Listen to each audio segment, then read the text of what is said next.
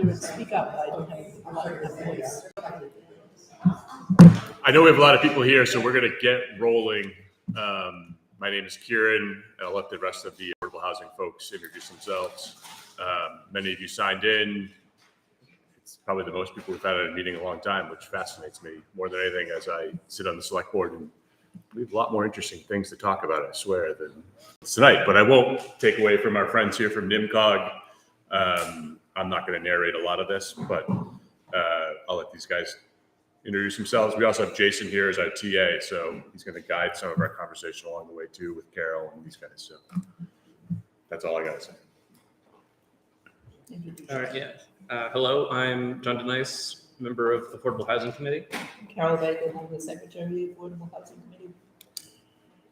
Matt Norton, Affordable Housing. I'm from advisory. I'm Jason Sullivan, Town Administrator. How do we want to kick this off? I know as a board, we have a couple things to do before we get into the housing production plan. I know John, our chair, is not able to attend tonight. We have a couple sets of minutes to approve before we do anything. Okay, you've all read them. Read them, they look good, in my opinion. I'll make a motion to approve the minutes that Carol shared with us before. Second. Okay. All in favor? We have one. We have a quorum as well, yeah. So all those in favor of the approval of the minutes? Aye. Excellent. That leaves us with the housing production plan, basically. Yeah. And am I railroading you, Carol, No, or is go this what you ahead. want me to do? Because I can Go yell ahead. and roll with that. I'm going to shift to our friends from NIMCOG to sort of kick off what I know brought a lot of people here tonight, which is the housing production plan. Obviously high level, because I'm going to guess people in the crowd have questions and such. When you ask a question, please tell us your name and your address. Just because we want to know that everyone here is a Dunstable resident and who we're talking to helps us get context and things of that nature. Otherwise, I'll shift to Chris and let him introduce himself and go from there. So thank you. Should we move the writing time so I can capture? I was just looking at the presentation too. Yeah, if you can, you'll get Okay, I can probably just swing it around. just use the tripod. Yep. Whoa. That's better. As long as I'm not in the way. Okay, here we go. You're good. Perfect. Alrighty. So, thanks everybody for joining. Karen, would you be able to advance slides? I realize I won't be able to. Yep, absolutely. Or Jason, yeah. Sure. That way. Can you talk on this side, because we can't hear you from over there? Oh, okay. Like, move this way? Over. It's Okay. difficult to hear. It'll capture my voice. You don't need the recording for this. Sorry. The mic's there, you'll get it. Okay, cool. So, the main purpose of tonight's meeting is the Affordable Housing Production Plan. It is a overarching plan for housing. So I know some people might have questions or thoughts about specific proposals, specific developments, and this is a plan that's kind of meant to guide the town through all of that. Go to the next slide. Before I kind of get into the details about that, though, I wanted to make a quick note of the agenda. We will have a little bit of a presentation about housing and what the plan is and what the need in Dunstable is. We'll pause for questions. We'll then talk about a survey that had 79 responses a couple of months ago and what the results of that survey was, and kind of the big kind of conclusions that we drew from the survey and the data that we've studied. I'll also talk about who we are. I'm sure you're wondering about that, and I'll get to that in a second too. We'll then, after those presentations, we'll actually want to break into kind of smaller groups. That way people have a real chance to talk about some questions we want to discuss and your thoughts about housing and the various proposals and the goals that we're suggesting to put in the housing production plan. And you've got facilitators that will help guide that. So we might kind of figure out a way to break into groups. in the room that it is. And then by 7:20, at or before 7:20, we'll kind of return and kind of go back to the regular meeting.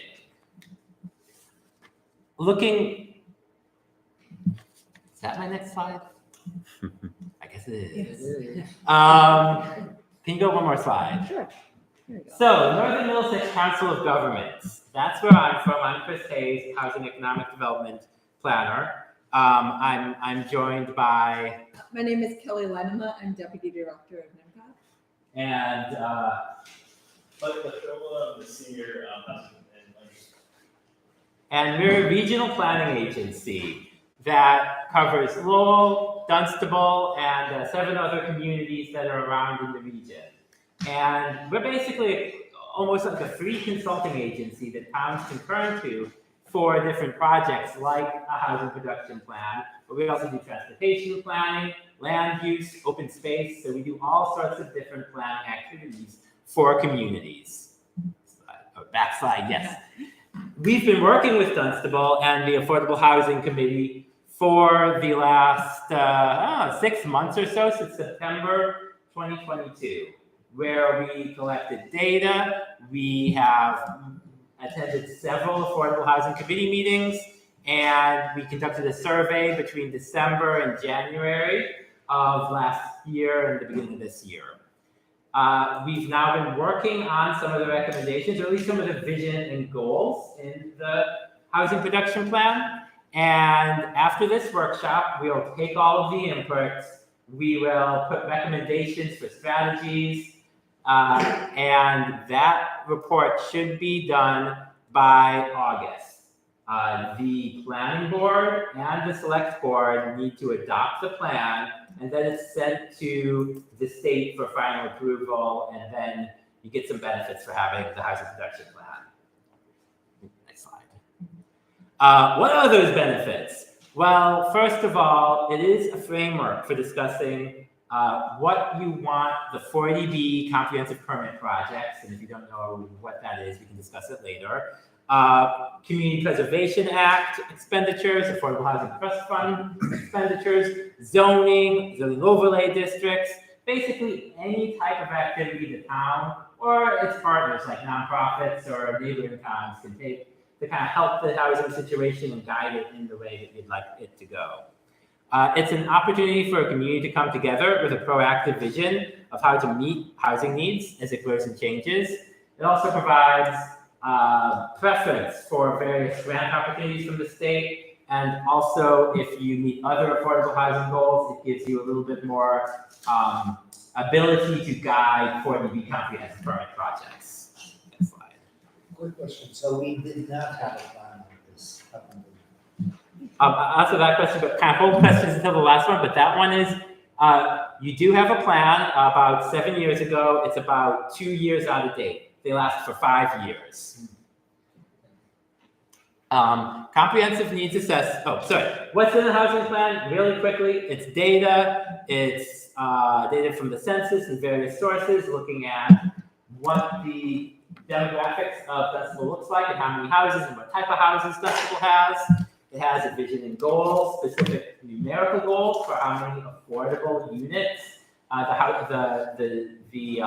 town is going to produce, and also other goals like having a home for everybody or having homes for seniors. And we'll go into some of our proposed goals based on the feedback we've gotten so far. And finally, has strategies or specific recommendations that the town could undertake. Slide. You're gonna be the star of this. You can't read the slides on YouTube. So. Oh, okay. It's not on you.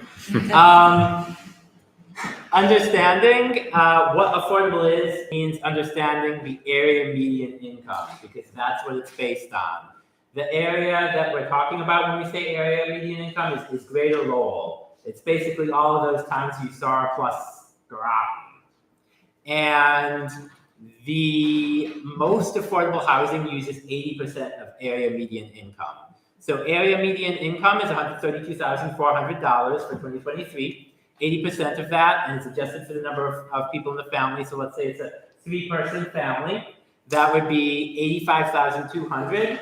That would qualify most people for most affordable housing, but not all affordable housing. We did check into what the average Groton Dunstable teacher makes. That's $84,511. So if a teacher had 2 children and they're a single parent household, or maybe a single earner household at least, that would qualify for affordable housing. Also, 2 family members that each make $20 an hour, which is above the minimum wage, that would also qualify for affordable housing. We did take a look at the median income and the housing cost change over time. So this graph represents inflation adjusted. So you can see the area median income is pretty stagnant. It did increase in 2018, 2019 when you adjust for inflation by about, about 10%. But when you adjust for inflation, the housing cost for the median sales price of a house went by about 45 to 50%. That's up to $719,000. And the median rent also went up by about 60%. It's about $1,600 a month. Those are estimates, but the general trend is pretty clear. Next slide. We also looked at income categories in Dunstable. What are the incomes of folks living in Dunstable? About 77% make above that median income that I showed earlier. That's compared to 61% for Dunstable, for the other suburbs and rural communities that are in the Greater Lowell region. So Dunstable has a higher percentage of folks that are above that median income. And of course, if you count in Lowell, then that number is even higher than the entire area plus Lowell. And what we're thinking is that the high cost of housing that we discussed does price out a lot of medium and low income families from Dunstable. Slide. And what we're thinking is that might create some fair housing concerns. We do see that Dunstable, again, compared to those other suburbs, not counting Lowell because Lowell's an outlier, but the other suburbs in the area, we see more folks who are Black or African American or Asian or Latino-Latina. So that might be also inadvertently blocking some diverse folks from moving to Dunstable. Next slide. The other thing we looked at a lot was housing cost burdened. We define housing cost burdened by a household or a family paying 30% or more of their income on housing, whether that be their mortgage and their taxes or their rents, and that includes some other costs like utilities. And so a median family, going back to that $132,000, that would mean the median family would be paying about $3,310 monthly for those costs, and if they paid more, then you considered housing cost burden. The other term we'll use is extremely housing cost burden, and that's paying more than 50% of your income on housing, which is a real extreme situation. And we do find that there are households in Dunstable that meet that criteria. What this graph is saying is overall, about 8% of households in Dunstable meet that extreme criteria, and another 14% are housing cost burdened, but not extreme housing cost burdened. Most of those extremely housing cost burdened are in that extremely low income category, so that's 30% AMI or less. Those are folks living on Social Security or maybe having just a minimum wage job. But we see a lot of people who are housing cost burdened, both at the low incomes, but also, unlike a lot of communities, in the above median income category. About 11% are housing cost burdened and 3% are extremely housing cost burdened, even in that highest income category above the median income. And real quick, about a third of those cost burdened households are elders who are non-family. That usually means elders living alone, but it also might mean an elder living in a roommate situation or with a caretaker. And another third is made up by small families. That's a family of 3 members or less. Other types of households make up smaller percentages of that amount. Go ahead. And so what this means is that there appears to be a need for affordable subsidized housing, housing that is deed restricted so that folks making a certain income, usually 80% or less, are the only ones who can live in it, and it's kept at a point that they won't be paying more than 30% of their income on housing. The state sets a 10% goal for that, so that's 10% of homes should be subsidized. The Dunstable's current amount is zero, although there are some on the horizon, both because of the inclusionary zoning bylaw. Again, if you don't know what that is, we can talk about it, and the response to the RFP for town land in near the town center in the mixed use overlay district. But that goal is 117, so it won't get you there. Those housing needs on the horizon won't get you there. There are 70 folks who might qualify that are extremely, not 70 folks, 70 households that are extremely cost burdened. 129 are people who are just cost burdened. So in fact, the need is even greater than that 10% goal that the state makes. Next slide. Oh, actually, so this is where I pause, and if there's additional questions about what I just said specific to statistics or anything like that, I can answer them. If there's some kind of deeper question, we'll make a note of it so that we can discuss it in the small groups. Sure. So you Oh, said, did you still need folks to? Yeah, just for like we're gonna keep minutes, so just if you tell us your first and last name and then address, just so we can say, Kieran from Alexander West. Pleasant Street. So you said we should have a plan by August, and then it goes through the board. Does the town ever get to vote on it, or is it just the board and the selectmen that vote on it? It is a public hearing, but it is just the planning board and the board, select board that vote on it. It doesn't go to town meeting or anything like that. So the residents have no say, it's just the boards. Other than what you say here and what you say at the planning board and the select board hearings. Hi, Marsha Walsh, Main Street. So if the town is not allowed to vote on it, what is the best strategy to get this information out there to people within the town so they know what's going on? Because I find a lot are not aware. Yeah, so we've been publicly broadcasting our meetings, both select board and some advisory board meetings. Our minutes are out there shortly after every meeting. Affordable housing meetings are always accessible to the public. We put them on our town calendar. It even may appear, I think a while back, it appeared in Neighbor to Neighbor. And to be honest, we have more people here than I've ever seen come to a select board meeting. That's So- because we just found out Right. about all of Right. this that's going on. But we've been doing all the same vehicles to get the information out there that we did for this So maybe we one. need to use a different vehicle, is what I'm trying to get at. This does seem Yeah. like something we could discuss in a. Can we just clarify this two things going on? This is a housing production plan. Yeah, This is separate from the affordable housing that's been correct. presented. And I just, based on what I've seen online the last few days, I just want to make sure everyone's clear. This is a housing production plan from NCOG. It has nothing to do with what's going on Wall Street or behind the post office. The mixed use district behind the post office. It's completely separate. So are you gonna determine where that is, and the town will know where it is? Like, where is the affordable housing going to be located? No, this is just a production plan that every town should have in terms of the numbers of housing units you should get to. It's not going to approve or decline any project that is already in the mix or being discussed. And this Or- will, this will be posted on the town website. The old one is posted on the town website. They're there. If you want to read all 50 pages, they're there. We do. And I appreciate that, but a lot of people, let's be honest, we're working, we're not always on the town website, and then you have to click on links and everything, because believe me, I did some work, and I saw your slideshow on the website, and I couldn't access it because it said I didn't have a username and password. Exactly. So I did try to do my due diligence, and that's only because I'm a teacher and I have a little time now that school's out. I also just want to piggyback on what she said, you only got, 79 surveys? I don't know how many households are in the town, but I think we've got like 3,000 people, so 79 is not a lot of surveys.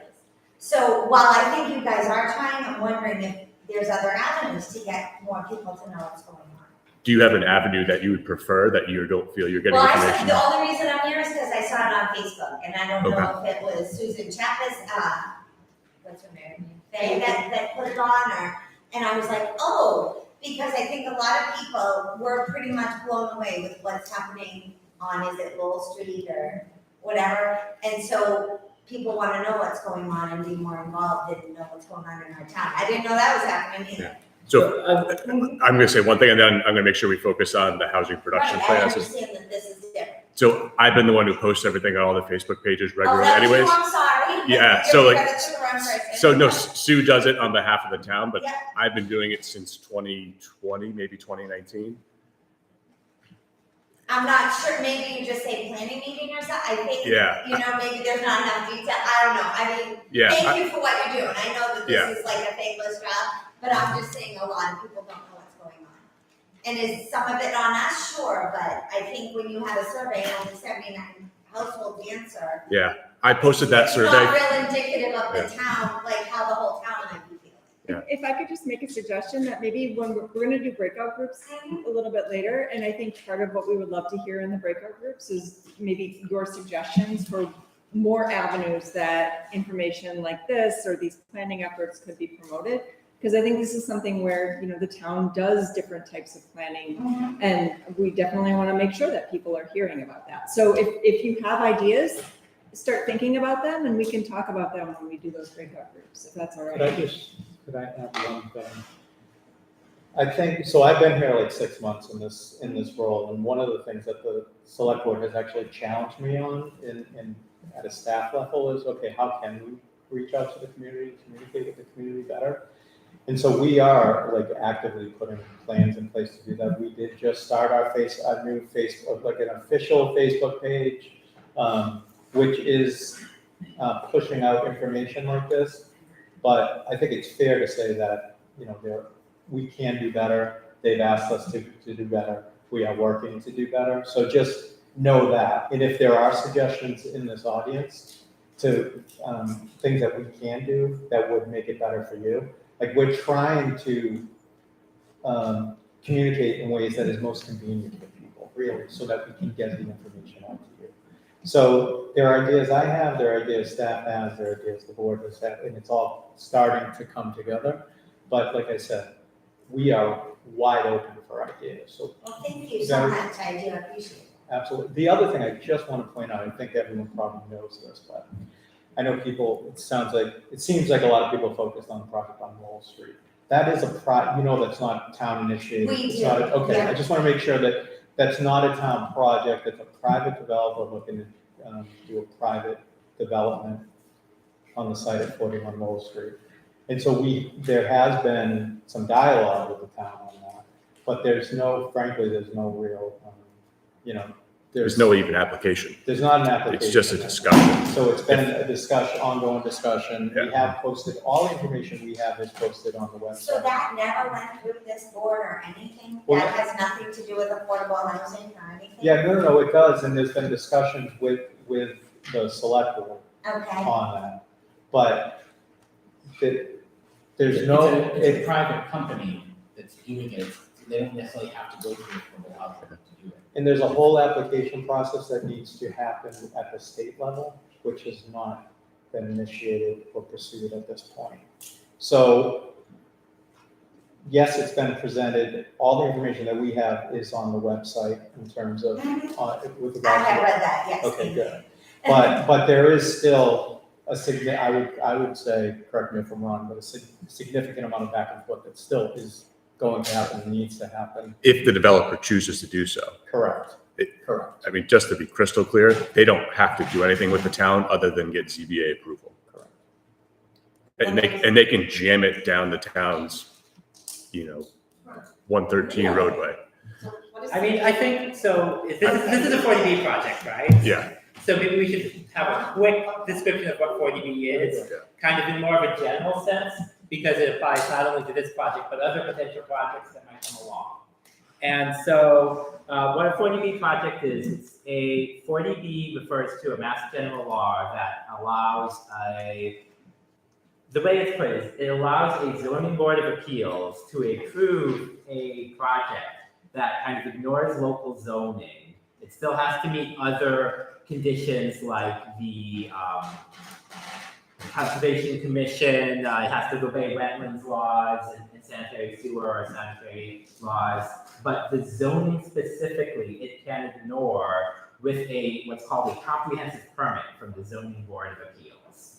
And in order to get this comprehensive permit, they have to have a certain number of affordable units, between 20 and 25%, depending on how affordable the units are.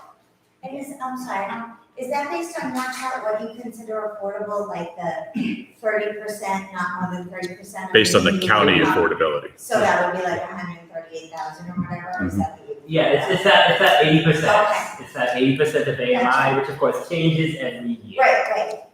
And,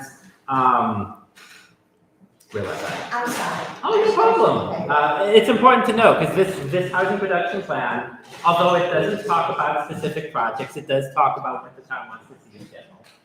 So a developer, a private developer, approaches the Zoning Board of Appeals. They have to get what's called a project eligibility letter first. So they have to go to whoever's going to help subsidize those units to make them affordable. So it could be an agency like Mass Housing or the Department of Housing and Community Development, only has a new name, but that's not important. So it goes to that. That agency reviews it. If they decide it's an eligible project, it's good, they would be subsidizing it. They then give a project eligibility letter. The town has at that moment an ability to comment on whether they think it's a good idea or not. So that's kind of the first time that the town can comment from the town staff. That has to be included in that eligibility letter. They then, if they get the eligibility letter, go to the Zoning Board of Appeals, and the Zoning Board of Appeals could say, no way, we don't want that, or yeah, that would be beneficial to the town. That meets the goals of our housing production plan. We want it. Or they could say, you know what, we like it, but you should change it in these ways and add some conditions to it. The developer, if they don't like the decision, if they don't like that the Zoning Board of Appeals said no, they can appeal that to the state. If the town doesn't have the 10% goal of affordable units, or if it hasn't produced 1% in the last year of affordable units, so for Dunstable, that's about, I think it was about 11 units per year. If the town does one of those things, it's a safe harbor, and the state can't override the Zoning Board of Appeals decision. But if the town hasn't met those goals, the state can override it.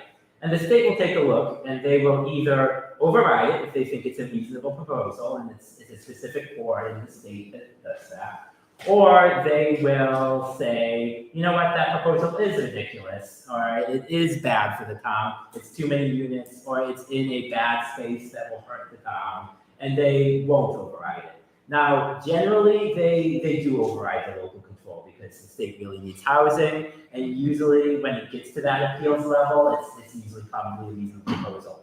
But sometimes it doesn't make it. So that's basically 40B in a nutshell. Did I miss anything? No, ultimately it's about if a community has not met the 10% goal, you have less ability to control the type of development that can happen outside of your local zoning.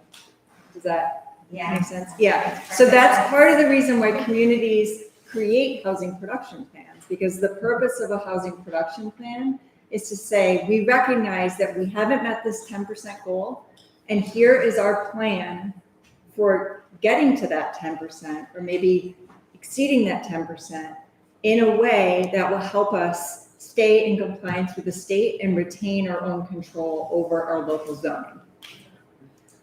One more question, when the developer presents the plan, do they then have to do studies on how that will affect like the school system and the local, police and fire in there?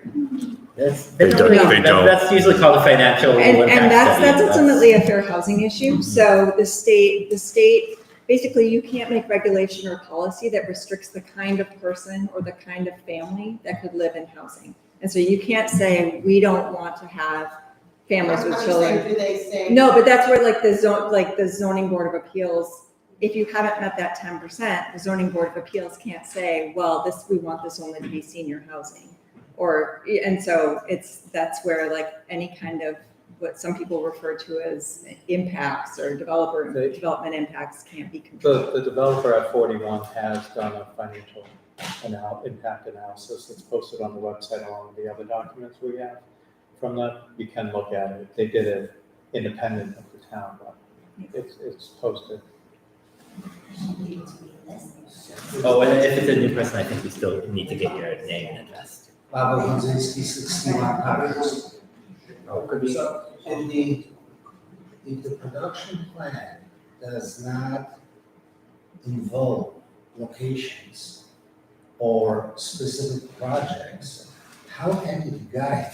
I should say Or to develop? it does involve the locations. It will have specific locations that the town thinks might be appropriate for affordable housing. I thought we said otherwise. It won't call out like we want 50 units in townhouses on this particular parcel in this particular way, and this developer will build it. It won't have that level of specificity. It's more like the parcel behind the post office in the mixed use district is a good place for affordable housing because it's near the town center. That's more the level it's at, but it does have specific parcels in it. That's guided by the discussions. So these are town parcels.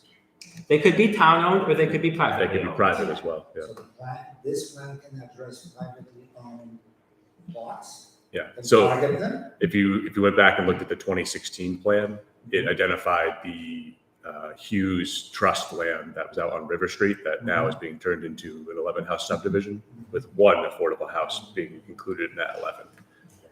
So it just identifies. It said this That's is, it. yeah, Yes. 20 acres of land Residential could be It's not housing. an approval, it doesn't constitute like any board or committee approving a project. It's just saying these locations are potentially suitable for affordable. The owner is still the owner. Exactly. Its only purpose is to get, if you're an owner and you see that, you say, oh, maybe the town would be open to negotiating. That's really the only thing it does. Okay. What role does public transportation, or for lack thereof, in reality, have to do in that? I think that's a really great discussion question for the small groups because that is something that's really important for affordable housing. So I think that should be part of a small group discussion. Affordable housing doesn't have to be by law next to transit or anything, but that might be a town goal. Do you want to stick to any questions about the data first, and then we can go on into the survey and small groups? That makes a lot of sense. I have one more quick one, well, I hope it's quick. So let's say we come up with a plan, you have it by August, 11 affordable houses are built in Dunstable. How does it go? Would it ever not be affordable because you have all these people who want to live in it and you only have 11 houses? Does it become a bidding war like all these real estate things?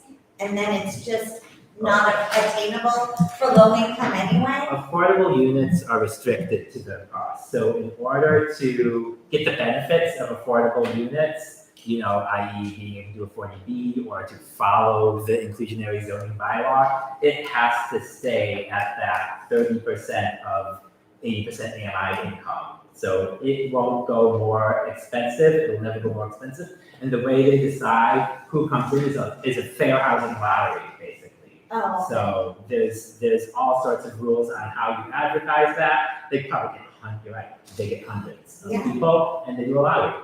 Okay, Like Chelmsford Housing Authority runs one for, okay. they have one, Boston obviously has much grander scales of them. Yeah. And then they'll check your income at times. So they'll be like, all right, Kieran, provide your check stub that says you haven't made, you haven't won Powerball. Yeah. Like you're still, a bartender, a server, whatever. That's something that's lower income in the world. Time for one No, it's last quick not. question, maybe? During the presentation, you gave us a whole bunch of numbers. Some of them were hardcore numbers, like 79 and 3,300. That's fine. Then you also gave us a bunch of numbers that were estimates. Things like median income. How do you get that? It's all based on the American Community Survey. So that's the census. Nobody pounded on my door and asked for a paycheck. The U.S. Census Bureau, every single year send out surveys to a random selection of people in every single community. And based on those surveys is how they get that information. So it's not like the decennial census where every single person is asked. It's a random selection of enough people that they think they can make a good estimate of. So it's a good estimate, but it is an estimate. And it was from 2016 to 2019. Yeah, they collect those surveys through 5 years. Okay. Is the survey based on earned income or anything I made that year? There's a big difference. I believe it's total income that they ask Should be- on. should be. Total household Yeah, income. total household income. So not just a single person, but all of the different investment income and wages of all of the members of the household. I think we need to go into the surveys, but we do have the small group discussion. Just one question based on that, so if you can give me 1 second. You said random, the income is random surveys, that you went through it. So we talked to more people than we talked to for 79 responses for the town. Yeah, so the American Community Survey is done by the Census Bureau. It's scientific. They've got experts on it. It happens constantly. This is a local survey that NIMCOG did over 2 months. So those are 2 very different surveys. No, I just find it hard that there's like 79 people in the town that responded, and we can pull all this data from the census to say how much income there is. So it just seemed kind of way off. Yeah, so this survey is specifically about opinions about the housing production plan. So it doesn't really have any of the demographic or income data that the census survey is for. Did anybody in this room get one of those surveys to fill out? Well, of course you did. I'm surprised. We did actually at the last town meeting, at the fall town meeting, so I guess that wasn't the last town meeting, but the fall. Special fall town meeting. The special fall town meeting, we did hand out the survey. We got 3 or 4 responses at it, but we had to run out to every single person at that town meeting. I posted it 4 times on Facebook, next door. We sent emails out. Talking about income. Not the Yeah, I got that, the census one. oh, this, yeah. I got the census one too. And just to clarify, the Census Bureau, the American Community Survey is sent to a random sampling. So the Census Bureau basically sends it to a certain proportion of households in every community. So you might get it 1 year and you might not ever get it again. It's You like might jury get it duty. 12 years from now. Yeah, It is like It's like jury duty. Yeah, That's and it has a lot of language in it about it. You must respond to this. And if you don't respond, somebody comes to your house and knocks on your door and asks for it. So that's where it's a little bit different than, a community preference survey or a survey that we might administer as part of a housing production plan. Because we're not going to people's doors and knocking and following up because we might get the police calling us. But if you're from the Census Bureau, you have an official, like you have a business card and you have a tag and you have all these things and you're protected by the federal government because it is a federal good to understand this information about the community. So that's where there's this scientific difference in how those surveys are administered. The people that are sitting in the auditorium tonight are all Raymond Center. Well- I lived here for like just a couple of years, 50+ years. Nobody ever, there's some numbers in there that are just ludicrous, like the average income for a teacher. That is actually not That's- based on the survey. That's the real income from, because the state has the income for every single teacher in every single school district. So that number is actually right on. It's likely the loaded income, including cost of health insurance, life insurance, everything else. That's probably the $80,000. They have to keep all of the administrators that are- Administrators aren't teachers. Teachers. That's what it costs to live around here.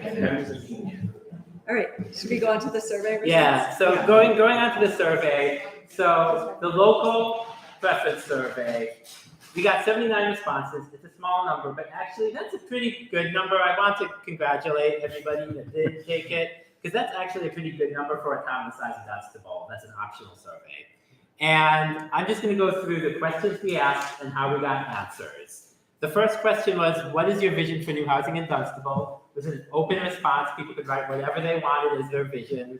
And then we looked for keywords that we saw common themes and put them up on the graph, basically.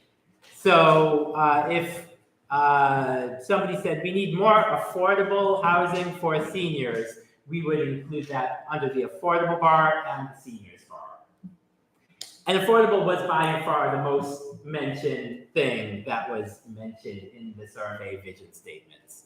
People also, a large number, I mean, it was 10 or 12, but still kind of the majority of the responses, with the largest number, the plurality, close to the plurality of the responses, mentioned a more diverse mix of housing types, housing for seniors, and retaining Dunstable's rural character. And there were a lot of folks who suggested limited growth as well.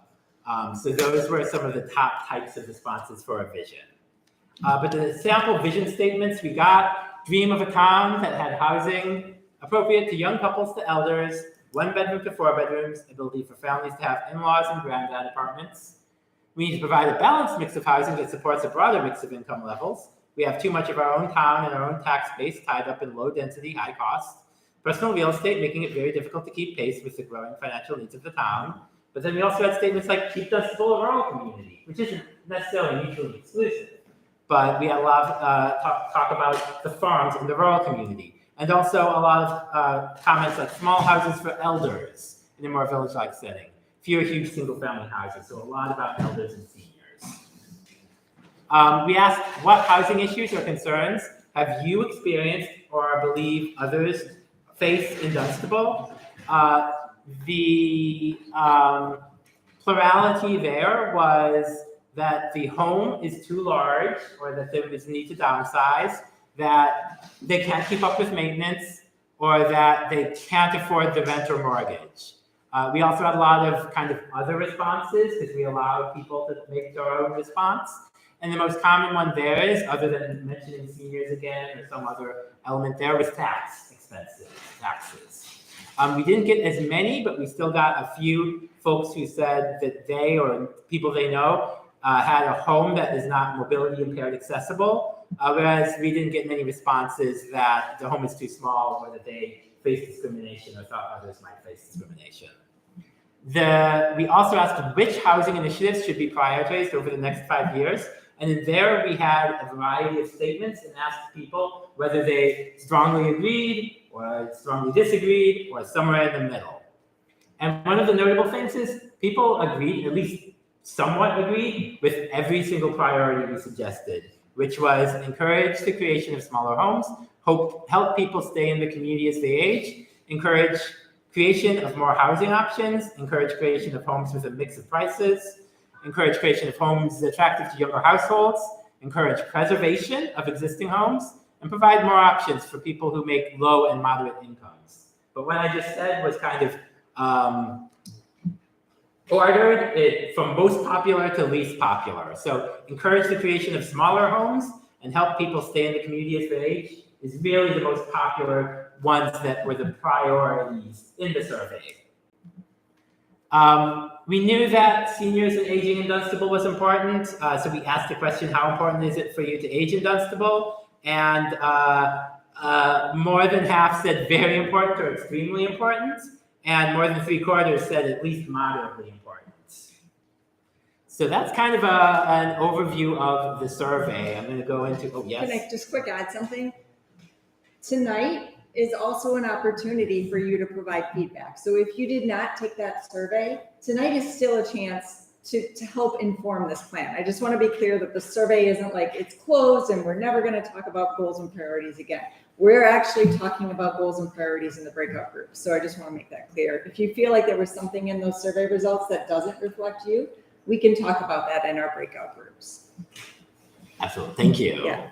100%. I'm going to go over what our key findings were, kind of putting all of that data and what we've heard from the public so far and from the Affordable Housing Committee together as our key findings. It's not our final word, but that's what we've heard so far. And one, there are a significant number of residents at very low and extremely low incomes, and their housing needs aren't being met. That's those people that pay more than half their income. Homeownership is increasingly out of reach for the median income owner, so that's that real divide between home price and the median income. While accessory dwelling units are allowed throughout the town, sometimes called in-law apartments, two-family housing is not allowed in roughly 97% of the town, reducing homeownership opportunities at a lower cost than a single-family home on a 2-acre lot. So that's really looking at the zoning. That's fun. Can we wait until the end and then we'll touch? But please remember, Dunstable had no subsidized housing units as of right now. Dunstable does not reflect the diversity of other suburbs, raising some fair housing concerns. Other things we didn't mention, but the infrastructure capacity does vary across the town. There's some places with water, some places without. And then Dunstable, not a surprise, Dunstable has a growing senior population that will need affordable and accessible housing. Okay, sorry if you still had your question. Oh, yes, two-family housing, what is that? Oh, that's a duplex, basically. That's when it's 2 units in one building, usually right next to one another. Because when I was moving in with my family, 31 years ago, we needed a two-family house because of my wife's parents. And we came to the town, we explained the situation, and the town said, no problem. It's just that it's not going to be ratified. Okay, so when the situation is over. That's really interesting data that we can discuss more. No problem, and I like that. You know, that's a very good approach. That flexibility. We built a house as a two-family. Sorry, I don't want to get into too much of the detail with this because we have a lot to talk about. 1 minute history. 20 years ago, Dunstable was presented with 3 40B proposals, the largest being over 100 units, and the smallest considerably less. Since then, they've worked hard on this. This Affordable Housing Board has probably made the most progress that's been made in 20 years, and I hope you'll support them. I promise that I will be in jail. And I'm driving. They've been amazing, to work with. I don't know if I said that yet, but the Affordable Housing Committee has been really wonderful to work with. It's provided a lot of expertise.